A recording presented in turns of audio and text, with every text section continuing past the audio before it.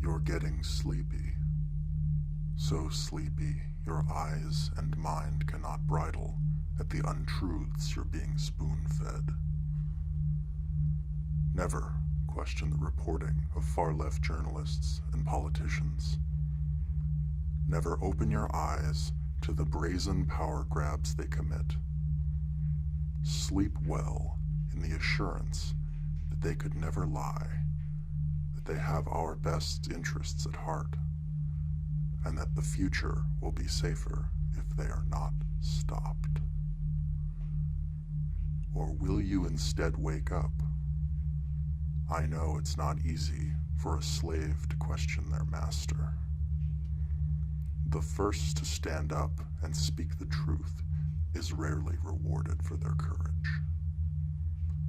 But I believe that whether you want to or not, every man inevitably gives his life to something. Your choice now is, will you commit yourself to the cause of apathetic, psychic enslavement? Or will you hazard to think for yourself and see with eyes unclouded? This is the Portland Police Bureau. Controversy and accusations piling up yet again against a backdrop of violent protests. Except this time, Portland's mayor isn't condemning what happened in the streets, but behind the scenes. On February 14, 2019, hundreds of text messages were released through a public records request between a lieutenant with the Portland Police Bureau and Joey Gibson, the leader of Patriot Prayer, a far-right activist group. Over the past few years, Patriot Prayer and Antifa have clashed publicly on the streets of Portland, often resulting in violence. All of the media sources I've seen have painted these text messages as the smoking gun of a conspiracy between the Portland police and far-right protesters. I will not tell you that there is not such a conspiracy. I will not spoon-feed you my personal reactionary views. I am only one man. I cannot produce amateur journalism in response to every insane thing that happens in Portland, Oregon. So do not expect me to be the arbiter of the real for you. I will simply lay out the facts the news organizations have downplayed or omitted. It is up to you to use your own mind and ascertain if you're being lied to and what exactly you wish to do about it. The two text messages that the left argues are most damning are as follows. By the way, make sure Tiny has his court stuff taken care of. I was told on the radio at the Jameson Square event he had a warrant. I told them we would not be arresting Tiny right now. So please be sure he's good to go before coming down. And, you're running for office? Good for you. County level? There's one other text that people are also claiming was a violation because it gave Patriot Prayer, quote, tactical info on the movements of police and Antifa. Now's a great time to break down the rally and be able to leave. We have a large group of Antifa trying to flank us and you. We are stopping them for now, but not sure how long. Now, what tactic could Patriot Prayer be at an advantage of based on that text?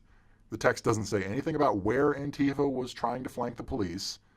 Lieutenant Naya was telling Joey that it would be a good idea to stop protesting. Isn't that what the left wants anyway? Telling them a good opportunity to start packing up and leaving when Antifa isn't around to accost them seems like the police doing a good job of de-escalating a potentially violent situation for all parties involved. As for the text about the warrant, unlike what you'll hear out of the media, this isn't a police officer saying that he's not going to arrest someone with an outstanding warrant. He's telling a known contact of a criminal that it would be in everyone's interest if Tiny handled his legal problems prior to showing up at a protest where police know him and know that he'll be there. Again, this is absolutely common sense de-escalation. Alternately, the Patriot Prayer Group could see one of their own being arrested at the protest for not having done anything illegal that day and get the wrong idea and get riled up. Or Antifa could feel emboldened by the same scene. And as far as a police officer saying, good for you, in response to hearing that someone they've been texting with is running for office, Jesus Christ. Have they not considered that there is no neutral or discouraging response to that unless you want to risk a repeated protest organizer never talking to you again? What could be a more patronizing response than, good for you? It's not like he said, you've got my vote, buddy. But even if he had, I mean, when police talk to adversarial people, it's not like they're always giving them a truthful attitude.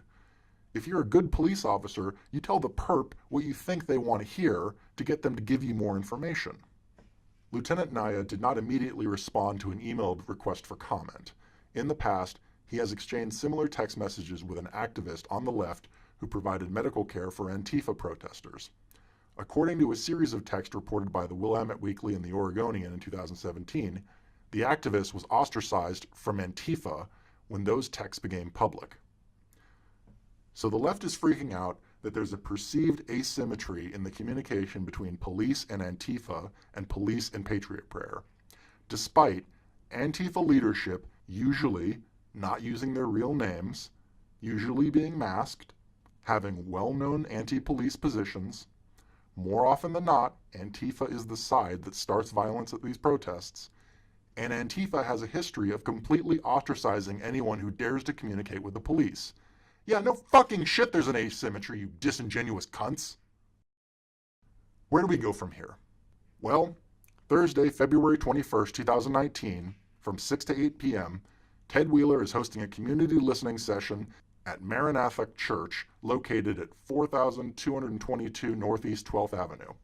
I say we show up and tell these spineless jerks who are happily destroying this innocent cop's life in order for them to virtue signal that we won't stand for it. It's time Mayor and Police Commissioner Ted Wheeler and Police Chief Danielle Outlaw stop demonizing their own officers to distract from their own failings to stand up to Portland's batshit liberals.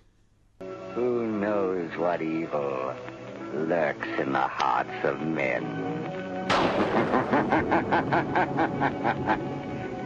The shadow knows.